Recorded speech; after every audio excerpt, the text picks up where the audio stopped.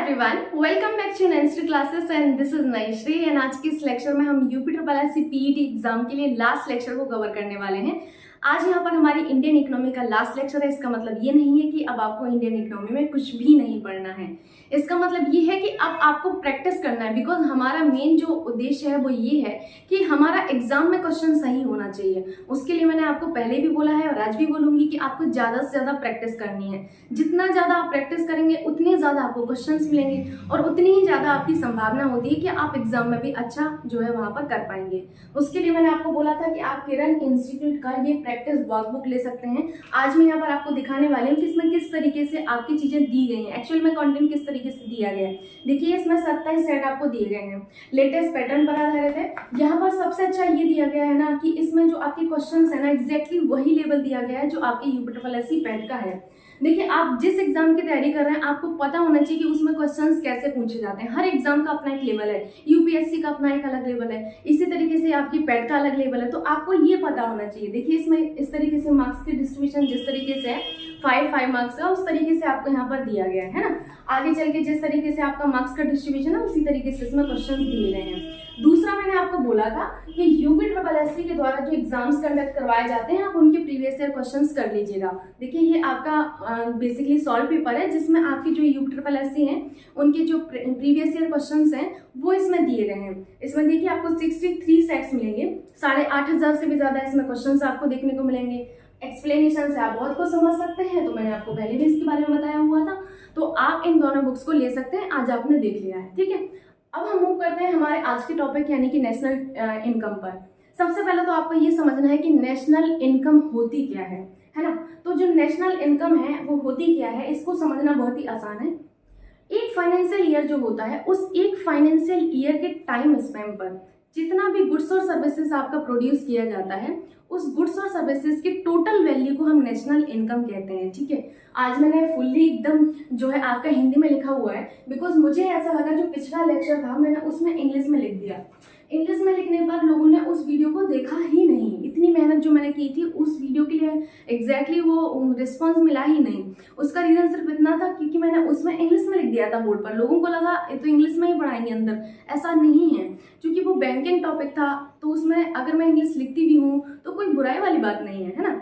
तो यहाँ पर हम समझते हैं नेशनल इनकम को। मैंने आपको बोला कि नेशनल इनकम होती क्या है। नेशनल इनकम आपकी क्या होती है, आइए समझते हैं इसको। नेशनल इनकम,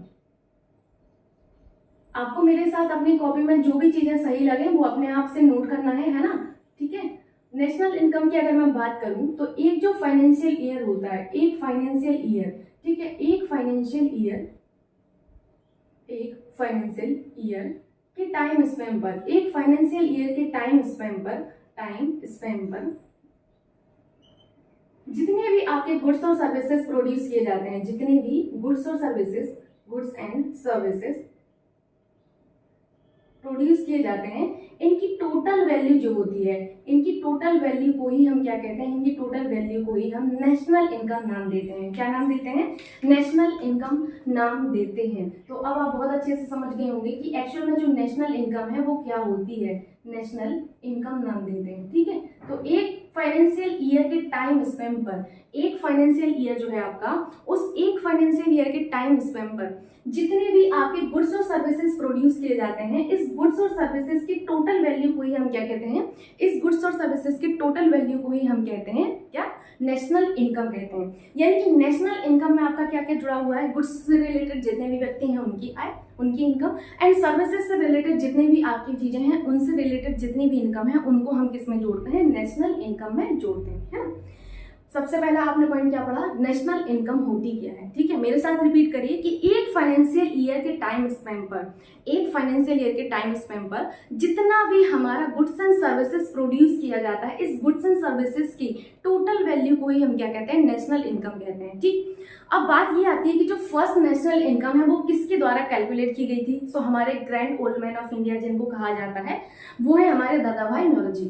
इनके द्वारा सबसे पहले जो आपकी राष्ट्रीय आय है इसी गणना की गई थी। नेशनल इनकम को हिंदी में कहते हैं राष्ट्रीय आय, बता देती हूँ अदरवाइज आप लोग फिर वीडियो छोड़ देते हैं। राष्ट्रीय आय, नेशनल इनकम को क्या कहते हैं हम लोग, राष्ट्रीय आय कहते हैं। तो आप इस चीज को याद रखिएगा कि जो फर्स्ट नेशनल इनकम है वो किसके द्वारा कैलकुलेट की गई थी। तो फर्स्ट जो नेशनल इनकम है ये हमारे दादा भाई नौरोजी के द्वारा वर्ष 1868 के लिए आपका इसके लिए अनुमान लगाया गया था। और इसको इन्होंने किस में बेसिकली प्रकाशित किया गया था, तो इनकी एक पुस्तक थी poverty and ungreatest rule in India, तो इसमें इन्होंने इसको प्रकाशित किया था। बुक भी आपको याद रखना है, बेसिकली बुक भी पूछी जाती है कई बार आपसे एग्जाम में, poverty and ungreatest rule in India.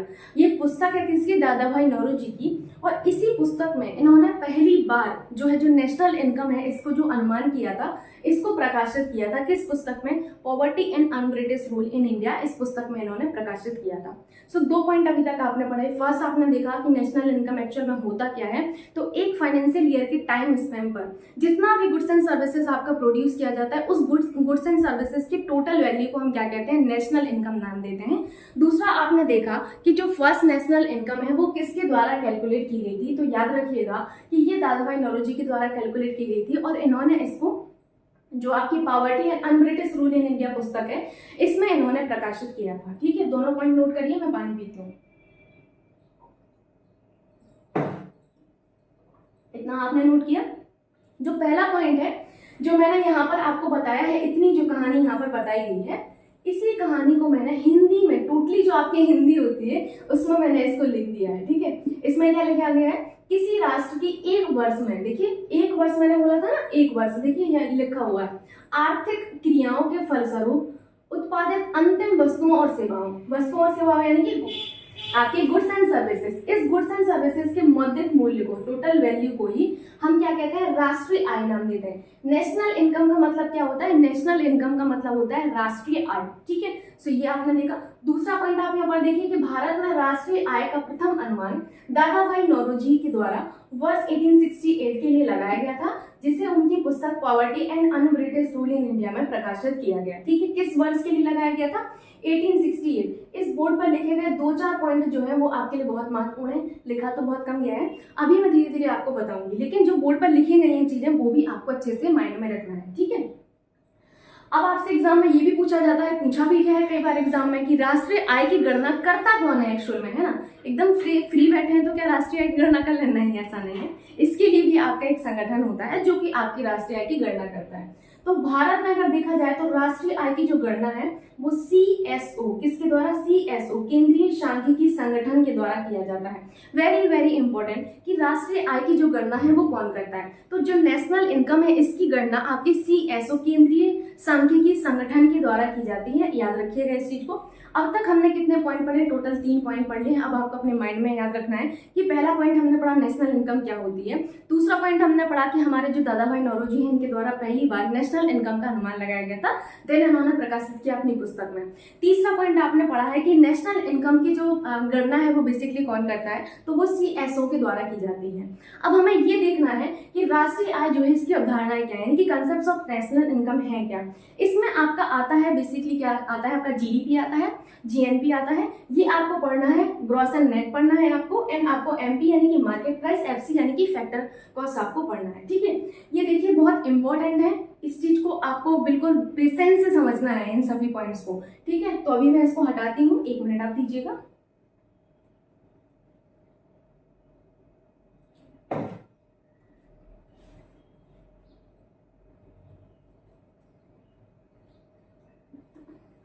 अब आराम से आपको एक एक पॉइंट नोट करना है और एक एक पॉइंट को समझते हुए चलना है कि एक्चुअल में जो आपका GDP है वो क्या होता है, GNP क्या होता है। एंड मैं आज इस वीडियो में आपको आश्वासन देती हूँ कि आज के बाद आप GDP और GNP कभी नहीं भूलेंगे कि एक्चुअल में GDP क्या है। कभी भी आपसे पूछा जाएगा ना तो आप तुरंत से बता देंगे एक्चुअल में GDP है क्या। अब मैं इसको हटा देती हूँ बिकॉज इतना आप नोट भी कर चुके होंगे और अब मुझे यहाँ पर आपको GDP और GNP को समझाना है। ठीक है, सो आप लोगों को मैं थोड़ा और टाइम देती हूँ, और कल तो 15 अगस्त है, तो आप लोग कमेंट करके बताइएगा कि आप लोग क्या करने वाले हैं, क्योंकि एक दिन लेट ये वीडियो जा सकता है, तो उसके लिए भी आप प्रिपेयर रहिएगा। ठीक है, अभी हटा सकती हूँ मैं इसको, चलिए हटा देते हैं। आपने आराम से नोट कर लिया होगा, मैं ऐसा उम्मीद करती हूँ कि आप लोग नोट कर चुके होंगे।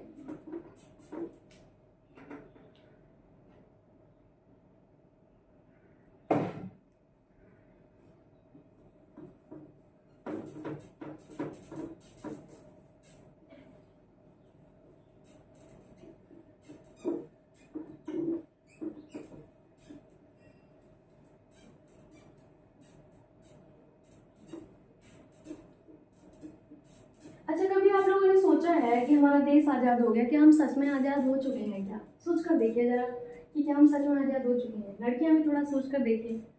अगर मेरे से कोई पूछे ना तो मैं तो यही कहूँगी कि देश तो आज़ाद हो गया, पर हम अभी भी आज़ाद नहीं हुए। हमें आज भी अपने हक के लिए लड़ाई लड़नी पड़ रही है। हम अपने हक की जो लड़ाई है ना वो अपने घर से शुरू करते हैं, और तब तक ये चलती रहती है जब तक कि हमारे स्तन में अंतिम जो सांस है वो रहती है, और ये लड़ाई हमेशा ही जारी रहती है। मतलब कितनी शर्म की बात है कि हमें अपने हक की लड़ाई के लिए अपने घर से सबसे पहले लड़ाई शुरू करनी पड़ती है।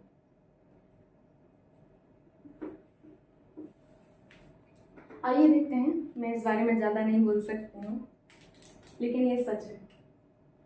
हमें यहाँ पर पढ़ना था क्या? हमें पढ़ना था यहाँ पर जीडीपी एंड हमें क्या पढ़ना है? जीएनपी।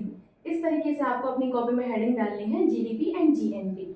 जीडीपी का मतलब क्या होता है? ग्रॉस डोमेस्टिक प्रोडक्ट, है ना? ग्रॉस डोमेस्टिक प्रोडक्ट क्या होता है? Gross domestic product.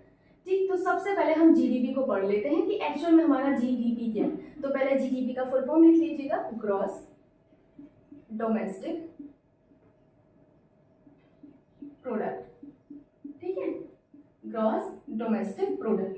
जीडीपी का मतलब होता है आपका ग्रॉस डोमेस्टिक प्रोडक्ट। क्या होता है ग्रॉस डोमेस्टिक प्रोडक्ट? बहुत ही आसानी से आप इसको समझ सकते हैं। ग्रॉस डोमेस्टिक प्रोडक्ट में आपको डोमेस्टिक को पकड़ना है। किसको? डोमेस्टिक को आपको पकड़ना है, और डोमेस्टिक से कहना है कि भाई तुम मुझे ग्रॉस डोमेस्टिक प्रोडक्ट यानी कि जीडीपी के बारे में समझा। तो ओनली एक ये जो शब्द डोमेस्टिक है ना, ये आपको समझा सकता है जीडीपी के बारे में। ध्यान से समझिएगा। एक फाइनेंशियल ईयर के टाइम स्पैन पर इंडिया की जितनी भी डोमेस्टिक बाउंड्री है, उस डोमेस्टिक बाउंड्री के अंदर जो आपकी इनकम है उसको हम किस में रखते हैं? जीडीपी में रखते हैं। डोमेस्टिक से आपको याद रखना है कि इंडिया की जितनी भी डोमेस्टिक बाउंड्री है, एक फाइनेंशियल ईयर के टाइम स्पैन पर इंडिया की जितनी भी डोमेस्टिक बाउंड्री है, उस डोमेस्टिक बाउंड्री के अंदर जो इनकम है, उस डोमेस्टिक बाउंड्री के अंदर कमाई गई जो इनकम है, उसको हम जीडीपी कहते हैं। उसको क्या कहते हैं? जीडीपी कहते हैं। क्या ये इनकम जो है आपकी सिर्फ और सिर्फ जनरेट की गई है इंडियंस के द्वारा? सोचकर देखिए, तो आप में से बहुतों का आंसर आएगा बिल्कुल भी नहीं मैम। बहुत सारे आपकी जो है विदेशी कंपनियां हैं जो हमारे भारत में हैं, उनके द्वारा भी तो यहाँ पर आपकी जो है इनकम जनरेट की जा रही है। बिल्कुल सही बोला आपने कि कुछ आपके विदेशी लोग भी हैं जिनके द्वारा भारत में आय जो है जनरेट की जा रही है। बिल्कुल सही है। तो जो आपका जीडीपी होता है, उस जीडीपी में चाहे वो इंडियन के द्वारा आपकी इनकम हो, चाहे वो आपकी विदेशी के द्वारा कमाई गई इनकम हो, उसको हम किस में रखेंगे? जीडीपी में रखते हैं, ग्रॉस डोमेस्टिक प्रोडक्ट में रखते हैं। मैंने क्या बोला? मैंने बोला है कि इंडिया की जितनी भी डोमेस्टिक बाउंड्री है, उस डोमेस्टिक बाउंड्री के अंदर कमाई गई जो आपकी इनकम है, उस इनकम को हम ग्रॉस डोमेस्टिक प्रोडक्ट कहते हैं। अब चाहे वो किसी भारतीय ने कमाई हो, चाहे वो किसी विदेशी ने कमाई हो, है ना? इस चीज को आपको अपने माइंड में रखना है। डोमेस्टिक का मतलब है इंडिया की डोमेस्टिक बाउंड्री। जहां जहां तक इंडिया की डोमेस्टिक बाउंड्री होगी, उस डोमेस्टिक बाउंड्री के अंदर चाहे वो भारतीय ने कमाई हो, चाहे वो किसी आपकी विदेशी द्वारा कमाई गई कमाई हो, उस कमाई को, उस आय को ही हम क्या कहते हैं? उस आय को ही हम ग्रॉस डोमेस्टिक प्रोडक्ट कहते हैं। तो आपको ये नोट कर लेना है कि एक फाइनेंशियल ईयर के टाइम स्पैन पर, एक फाइनेंशियल, मैं इस तरीके से लिखती हूँ, एक फाइनेंशियल ईयर, वित्तीय वर्ष, ठीक है, एक फाइनेंशियल ईयर के टाइम स्पैन पर, एक फाइनेंशियल ईयर के टाइम स्पैन पर भारत की डोमेस्टिक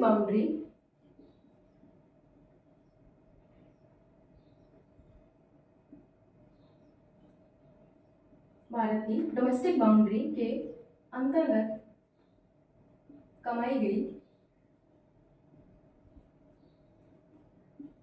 आय को ही, आय या इनकम जिसे आप कहते हैं, आय या इनकम को हम जीडीपी कहते हैं। क्या कहते हैं? जीडीपी कहते हैं, जीडीपी कहते हैं। यानी कि आपका जो जीडीपी है, ध्यान से समझिएगा, आपका जो जीडीपी है जीडीपी। इस जीडीपी में इंडियंस होंगे और आपके कौन होंगे, और आपके इसमें फॉरेनर भी होंगे। बिल्कुल आपने सही बोला कि जीडीपी में हमारे इंडियंस भी होंगे और हमारे फॉरेनर्स भी होंगे। या इसी को एक अन्य लैंग्वेज में आप बोल सकते हैं, क्या बोल सकते हैं कि भारत के संसाधनों द्वारा, भारत के इंडियन रिसोर्सेज द्वारा, मतलब हमारे जो भारतीय संसाधन है, इंडियन रिसोर्सेज के द्वारा कमाई गई जो कमाई है, कमाई गई जो आय है, उसको हम क्या कहेंगे, उसको हम कहते हैं आपका जीडीपी। अब वो भारत के रिसोर्सेज से कोई इंडियन भी कमा सकता है, कोई फॉरेनर भी कमा सकता है। तो भारत के जो आपके भारतीय संसाधन है, इन भारतीय संसाधनों द्वारा कमाई गई कमाई को, चाहे वो किसी भारतीय ने कमाई हो, चाहे वो किसी विदेशी ने कमाई हो, इसको हम जीडीपी कहते हैं। क्या कहते हैं? जीडीपी कहते हैं। तो आपको जीडीपी का कॉन्सेप्ट समझ में आया कि एक फाइनेंशियल ईयर के टाइम स्पेन पर भारत की डोमेस्टिक बाउंड्री के अंतर्गत कमाई गई आय को ही हम क्या कहते हैं, कमाई गई आय को ही हम जीडीपी कहते हैं। तो जीडीपी आपको समझ में आ गया होगा। या फिर इसी को आप कह सकते हैं कि भारतीय संसाधनों द्वारा कमाई गई आय को, चाहे वो किसी इंडियन ने कमाई हो, चाहे वो किसी फॉरेनर ने कमाई हो, उसको ही हम जीडीपी कहते हैं। याद रखिएगा इस बात को, ठीक है। तो आय में आपको ब्रैकेट में लिख लेना है कि वो आय आपकी किसी इंडियन की भी हो सकती है, भारतीय के द्वारा कमाई गई भी हो सकती है, किसी विदेशी के द्वारा कमाई गई भी हो सकती है। इस चीज को आपको अपने माइंड में रखना है, ठीक। दूसरा हम पढ़ते हैं जीएनपी, यानी कि ग्रॉस नेशनल प्रोडक्ट। आइए देखते हैं जीएनपी क्या होता है, इसको आप लोग नोट कर लीजिएगा। जीएनपी के बारे में समझते हैं, ये भी बहुत आसान है जीएनपी को समझना। जीएनपी में आपको एन को पकड़ना है, किसको? एन को पकड़ना है, और एन से कहना है कि आप भाई तू मुझे जीएनपी के बारे में समझा। तो वो एक जो एन आपका टर्म है ना यहाँ पे, वो समझा देगा आपको एक्चुअल में इसके बारे में, जीएनपी के बारे में। आइए देखते हैं, यहाँ पर जीएनपी का फुल फॉर्म होता है आपका ग्रॉस नेशनल प्रोडक्ट। क्या होता है? Gross national product, national product, ठीक है। ये जो ग्रॉस नेशनल प्रोडक्ट है, इसमें आपको इस एन को पकड़ना है। एन का मतलब होता है आपका क्या? आपकी भारतीय, आपका जो राष्ट्र, मतलब आपका जो राष्ट्र है, इस राष्ट्र में आपके जो भारतीय हैं, इनके द्वारा कमाई गई कमाई, ठीक है। आपकी राष्ट्र में कमाई गई कमाई, इस एन से आपको क्या समझना है? इस एन से यानी कि नेशनल से आपको समझना है कि जो आपके राष्ट्र हैं, इस राष्ट्र के लोगों के द्वारा कमाई गई कमाई को आपको यहाँ पर कैलकुलेट करना है जीएनपी में। मैंने क्या कहा? आपको एन से समझना है नेशनल, यानी कि आपका जो राष्ट्र है, इस राष्ट्र के लोगों के द्वारा कमाई गई इनकम को ही हम किसमें आपका रखते हैं? जीएनपी में रखते हैं, है ना। तो यहाँ पर आप आसानी से ये कह सकते हैं कि अगर मैं जीडीपी में से अगर मैं जीडीपी में से क्या घटा दूं? अगर मैं जीडीपी में से वो व्यक्ति घटा दूं, वो फॉरेनर्स यानी कि वो विदेशी घटा दूं, जो कमा तो भारत में रहे हैं, जो कमा तो भारत में रहे हैं, लेकिन अपनी आय भारत में इन्वेस्ट नहीं कर रहे हैं, वो भेज रहे हैं अपने देश, वो भेज रहे हैं अपने देश में भेज रहे हैं। तो उसको हम अगर घटा दें, यहाँ पर फिर से समझिए, अगर मैं जीडीपी में से वो व्यक्ति घटा दूं जो कमा तो भारत में रहे हैं, लेकिन अपनी आय जो है वो भारत में इन्वेस्ट नहीं कर रहे हैं, वो अपनी आय अपने देश भेज रहे हैं। मैं इसको एक एग्जांपल के थ्रू समझाती हूँ। मान के चलिए कोई यूएसए की कंपनी है जो कि भारत में कमा रही है ना। भारत में कमाने पर उसका हेडक्वार्टर तो उसी के देश में होगा ना, यूएसए में ही होगा कहीं पर। तो वो अपनी कमाई तो यहाँ पर कर रहे हैं, उन्होंने जितना भी यहाँ पर कमाया, वो आपका प्रॉफिट जितना भी बनता है, उस प्रॉफिट को भेज तो वो अपने हेडक्वार्टर से ही रहे होंगे ना। तो वो कर क्या रहे हैं कि कमा भारत में रहे हैं, लेकिन अपनी आय कहाँ पर भेज रहे हैं? अपनी आय भेज रहे हैं अपने हेडक्वार्टर्स। तो अगर मैं ऐसे व्यक्तियों को यहाँ पर घटा दूं, ऐसे विदेशियों की आय को घटा दूं जो कमा तो भारत में रहे हैं लेकिन भेज भारत से बाहर रहे हैं, प्लस ऐसे इंडियंस को जोड़ दूं, ऐसे भारतीयों को जोड़ दूं जो आपके कमा तो भारत के बाहर रहे हैं। कुछ ऐसे भी भारतीय हैं जो हमारे यूएसए में रह रहे हैं, कनाडा में रह रहे हैं, संयुक्त अरब अमीरात में रह रहे हैं, कई देशों में रह रहे हैं ना, और वहां से अपना जो है कमा रहे हैं, और कमाने के बाद क्या कर रहे हैं? भारत में अपनी आय को भेज रहे हैं। तो अगर मैं इस तरीके से करती हूँ कि जीडीपी में से माइनस कर दूं वो विदेशियों की आय जो कमा भारत में रहे हैं लेकिन भेज भारत की बाउंड्री से बाहर रहे हैं, और प्लस कर दूं ऐसे भारतीयों को जो कमा तो भारत की बाउंड्री के बाहर से रहे हैं लेकिन भेज रहे हैं कहाँ पर? इंडिया में भेज रहे हैं। तो ये हमारा जीएनपी बन के आता है। क्या बन के आता है? जीएनपी हमारा ये बन के आ जाएगा। सिंपल सी बात है, इसको आप आसानी से समझ सकते हैं कि मैंने क्या कहा है। मैंने कहा है यहाँ पर कि अगर आपको जीएनपी कैलकुलेट करना है तो जीएनपी के लिए अगर मैं जीडीपी में से ऐसे विदेशियों की आय को घटा दूं जो कमा भारत में रहे हैं लेकिन भेज कहाँ रहे हैं? भारत की बाउंड्री के बाहर रहे हैं, है ना। और उसमें हम क्या कर दें, ऐसे इंडियंस की आय को जोड़ दें जो कमा भारत की बाउंड्री के बाहर रहे हैं लेकिन अपनी आय को भारत की बाउंड्री के अंदर भेज रहे हैं, तो हमारा यहाँ पर जीएनपी बन के आएगा। क्योंकि एन में हमें यानी कि कैलकुलेट करना है, जीएनपी में हमें कैलकुलेट करना है राष्ट्र, यानी कि हमें अपने राष्ट्र की आय को देखना है ना। तो इसमें आप समझ सकते हैं इस तरीके से। यहाँ पर लिख लीजिएगा, मैं यहाँ पर लिख देती हूँ, जीडीपी में से हमने क्या माइनस किया है, जीडीपी में से हमने माइनस किया है वो विदेशियों की आय, वो विदेशियों की आय, वो विदेशियों की आय जो कमा तो भारत में रहे हैं, जो कमा भारत में रहे हैं, भारत की बाउंड्री के, भारत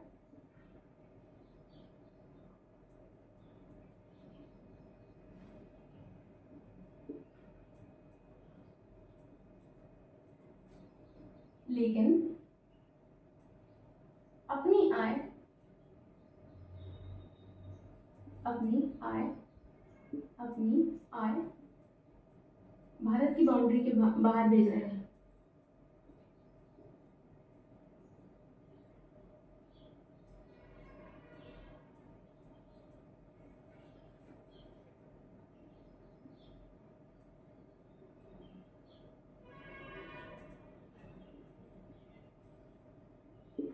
मैंने क्या बोला, मैंने बोला कि जीडीपी में से आपको वो माइनस कर देना है कि वो विदेशियों की आय जो कमा भारत की बाउंड्री में रहे हैं लेकिन अपनी आय भारत की बाउंड्री के बाहर भेज रहे हैं, प्लस कर देना है आपको वो भारतीय, प्लस वो भारतीयों की आय, वो भारतीयों की आय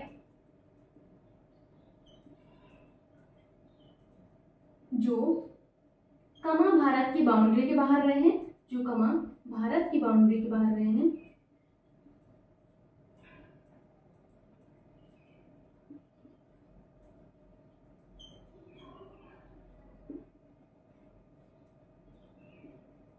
परंतु अपनी आय, अपनी आय भारत की बाउंड्री में भेज रहे हैं, भारत की बाउंड्री में भेज रहे हैं।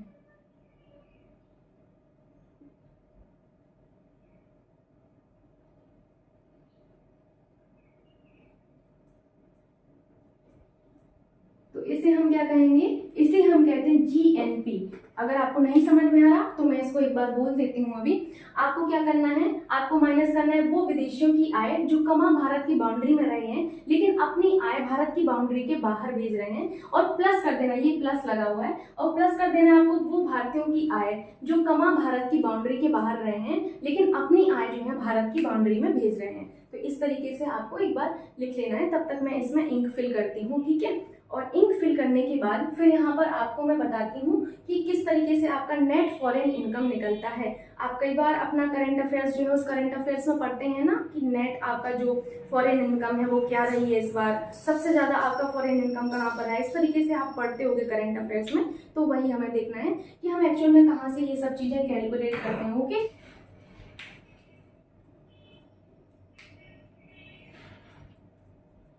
इतना आप लोगों ने नोट कर लिया होगा। अभी मैं इस फॉर्मूले को लेकर चलती हूँ। ये जो मैंने नोट किया है इस फॉर्मूले को आपको लेकर चलना है, इसको आप नोट करते रहिए। मैंने बोला है कि जो जीएनपी है, जीएनपी इक्वल्स टू आपका जीडीपी माइनस एफएक्स प्लस आपका यहाँ पर इंडियंस, ठीक। ये इस तरीके से लिखा हुआ है, मैं इसको इस तरीके से भी तो लिख सकती हूँ, ध्यान से देखिएगा, जीडीपी प्लस माइनस यहाँ पर एफएक्स हो जाएगा और प्लस आपका यहाँ पर आई हो जाएगा। एक बार आप इसको देखिए, क्या मैं इसको इस तरीके से नहीं लिख सकती हूँ? तो आपका आंसर आएगा बिल्कुल लिख सकते हैं मैम, कोई प्रॉब्लम नहीं है। हमें यहाँ पर अगर प्लस ले लेते हैं बीच में तो यहाँ पर एज इट इज ही रहेगा, ये सारी चीजें बिल्कुल आपकी एज इट इज ही रहेंगी, कोई प्रॉब्लम नहीं है इसको इस तरीके से लिखने में, ठीक है। अब इसके बाद आपको क्या करना होगा, इसके बाद जो आपका यहाँ पर जो ब्रैकेट है, इस ब्रैकेट को आपको क्या बोल देना है, इस ब्रैकेट को आपको बोल देना है NFI। क्या बोल देना है, इस ब्रैकेट में लिखेंगे चीजों को हम क्या कहते हैं, NFI, नेट फॉरेन इनकम इसको कहते हैं। क्या कहते हैं, नेट फॉरेन इनकम कहते हैं, ठीक है, नेट फॉरेन इनकम कहा जाता है। नेट फॉरेन इनकम किसको कहते हैं? जो आपका माइनस एफएक्स लिखा हुआ है, यानी कि वो विदेशियों की आय को हमें घटा देना है जो कि हमारे भारत की बाउंड्री के अंदर कमा रहे हैं लेकिन भेज भारत की बाउंड्री के बाहर रहे हैं। अगर हम उनको घटा देते हैं किस में से? उन इंडियंस की आय में से घटा देते हैं वो इंडियंस जो हमारी भारत की बाउंड्री के बाहर कमा रहे हैं लेकिन भेज भारत की बाउंड्री में रहे हैं। तो हम इसमें से घटाएंगे तो हमारा क्या निकलता है? हमारा NFI नेट फॉरेन इनकम निकलती है। समझ गए आपकी नेट फॉरेन इनकम क्या होती है? वो भारतीयों की आय जो हमारा भारत की बाउंड्री के बाहर कमा रहे हैं लेकिन भेज भारत की बाउंड्री में रहे हैं, उनकी आय में से अगर हम घटा देते हैं ऐसे विदेशियों की आय को जो भारत की बाउंड्री में तो कमा रहे हैं लेकिन भेज भारत की बाउंड्री के बाहर रहे हैं, तो हमें यहाँ से NFI यानी कि आपका जो नेट फॉरेन इनकम है ये निकल कर आता है। क्या निकल कर आता है? नेट फॉरेन इनकम यहाँ से आपकी निकल कर आती है। सो आप यहाँ पर नेट फॉरेन इनकम बहुत अच्छे से समझ गए होंगे कि एक्चुअल में नेट फॉरेन इनकम जो है वो होती क्या है ना। सो ये चीजें आपको क्लियर हुई कि GNP क्या होता है, GDP क्या होता है। अब तो आप कभी नहीं भूलेंगे। मैं फिर से इसको समझाती हूँ। मैंने आपको ये बोला है GDP में कि आपका जो एक फाइनेंशियल ईयर होता है, इस एक फाइनेंशियल ईयर के टाइम स्पेन पर आपका जितना भी आपका जो मतलब एक फाइनेंशियल ईयर जो है इसके टाइम स्पेन पर इंडिया की जितनी भी डोमेस्टिक बाउंड्री है उस डोमेस्टिक बाउंड्री के अंदर आपकी कमाई गई आय को, चाहे वो किसी इंडियन के द्वारा कमाई गई हो चाहे वो किसी विदेशी के द्वारा कमाई गई हो, उसको ही हम GDP कहते हैं। भारतीय संसाधनों से कमाई गई आय, चाहे वो किसी भी भारतीय के द्वारा कमाई गई हो चाहे वो किसी विदेशी के द्वारा कमाई गई हो, इसी को हम क्या कहते हैं? GDP कहते हैं, ग्रॉस डोमेस्टिक प्रोडक्ट कहते हैं। ठीक है। अब यहाँ पर हम दूसरा जो पढ़े हैं टर्म वो है हमारा GNP, gross national product. National में मैंने आपको बताया आपको राष्ट्र यहाँ पर जोड़ देना है, हमारे राष्ट्र के लोगों की आय। तो कैसे निकालेंगे? अगर GDP में से मैं माइनस कर देती हूँ आपका क्या, GDP में से अगर मैं माइनस कर दूं वो विदेशी जो हमारे भारत की बाउंड्री के अंदर कमा रहे हैं लेकिन भारत की बाउंड्री के बाहर अपना इनकम भेज रहे हैं, हमारे भारत में इन्वेस्ट नहीं कर रहे हैं। ठीक है, हमारे भारत में वो खर्चा नहीं कर रहे हैं। ठीक है।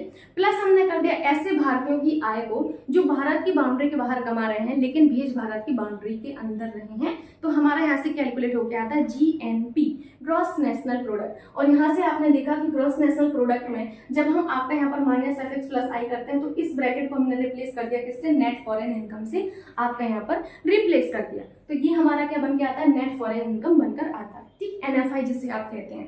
कई बार एग्जाम में पूछ लिया जाता है। आई विश आप चीजों को समझेंगे, वो सिर्फ तभी समझ में आएगा जब आप ज्यादा से ज्यादा क्वेश्चन को करेंगे। ठीक है। अब हम यहाँ पर देखते हैं दूसरा आपका क्या है? ग्रॉस एंड नेट है। ग्रॉस एंड नेट को समझना तो बहुत इजी है, ग्रॉस एंड नेट को भी समझते हैं कि आखिर में ग्रॉस एंड नेट होते क्या है। ठीक है, आइए देखते हैं ग्रॉस एंड नेट को भी थोड़ा सा।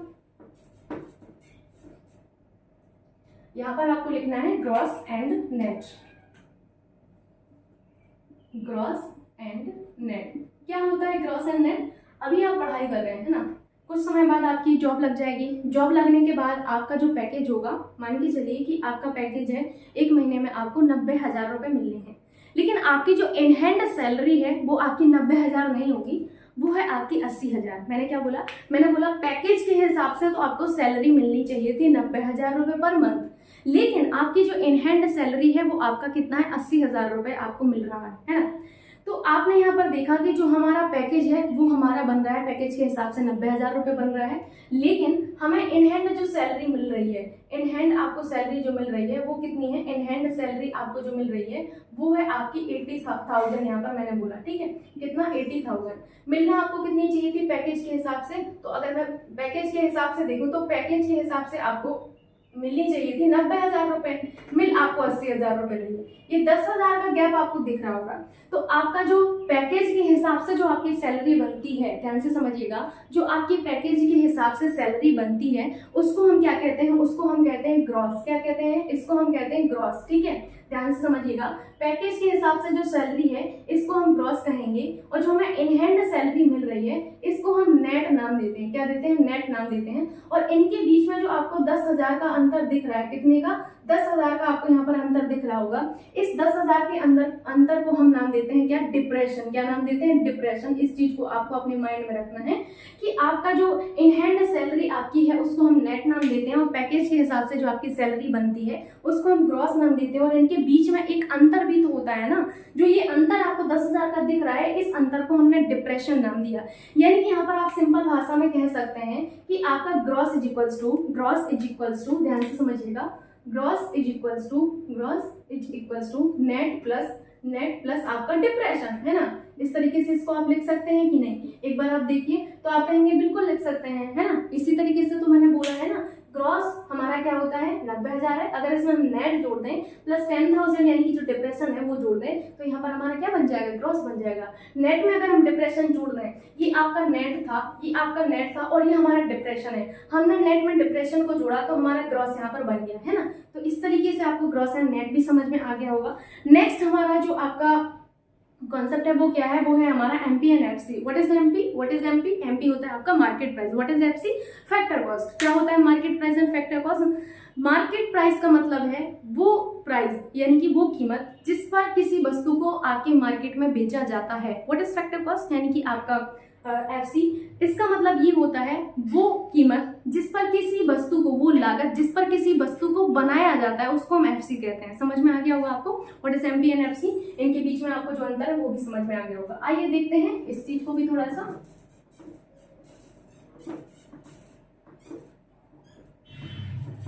हम यहाँ पर क्या समझ रहे हैं, हम समझ रहे हैं MP and FC, MP and FC. MP का मतलब होता है आपका मार्केट प्राइस, एमपी का मतलब क्या होता है आपका मार्केट प्राइस। आपको यहाँ पर याद रखना है मार्केट प्राइस। मार्केट प्राइस क्या होता है मार्केट प्राइस? मार्केट प्राइस वो होता है जिस पर किसी वस्तु को बाजार में आपका बेचा जाता है, वो कीमत जिस पर वस्तु को बाजार में बेचा जाता है। तो याद रखिएगा वो कीमत जिस पर किसी वस्तु को बाजार में बेचा जाता है, जिस पर किसी वस्तु को बाजार में बेचा जाता है,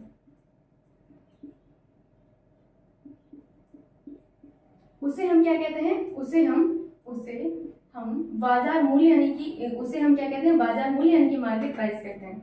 उसे हम मार्केट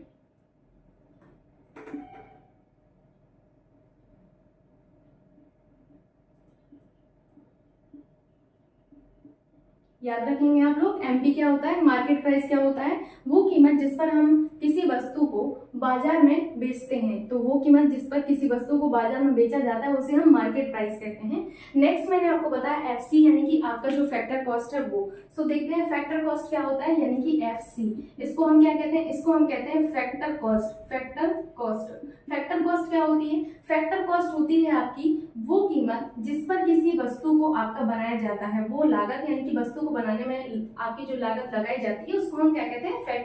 फैक्टर कॉस्ट कहते हैं। तो वो कीमत या वो लागत जिस पर किसी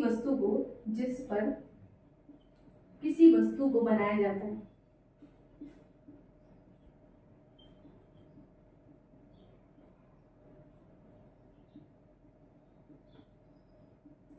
ठीक है, जिस पर किसी वस्तु को हम बनाते हैं उसे हम क्या कहते हैं? फैक्टर कॉस्ट कहते हैं। इतनी चीजें आपको समझ में आई, एमपी और एफसी समझ में आया। इसको एक बार आप लोग नोट करिए जल्दी से।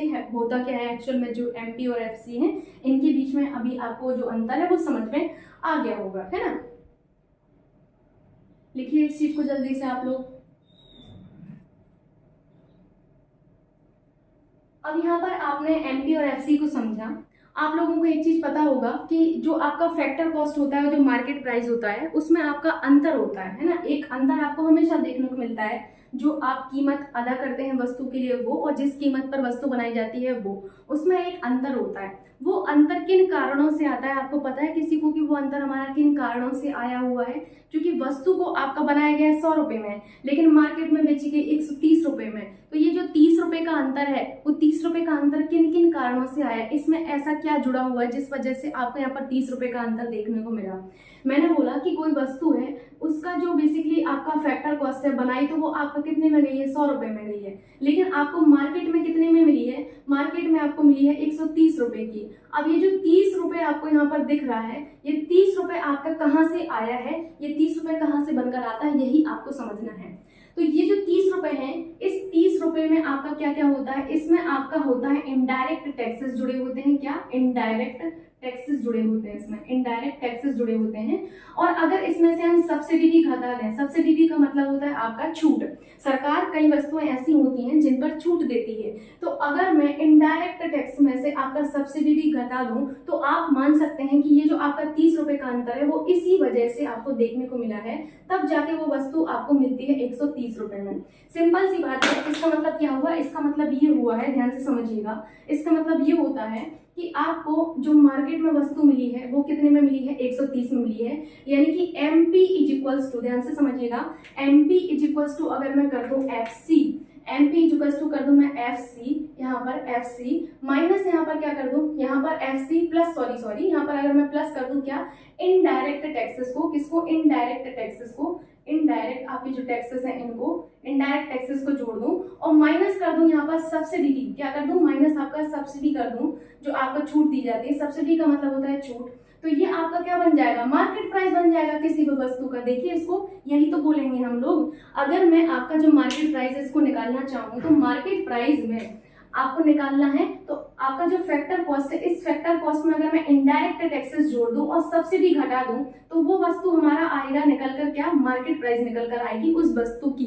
ठीक है, किसी भी वस्तु की अगर आपको मार्केट प्राइस निकालनी है तो फैक्टर कॉस्ट में जोड़ दीजिए इनडायरेक्ट टैक्सेस जो जुड़े हैं वो, और छूट जो आपको दी गई है वो घटा देंगे तो हमें यहाँ पर मार्केट प्राइस आपका पता चल जाएगा किसी भी वस्तु का। समझ में आया इतना आप लोगों को?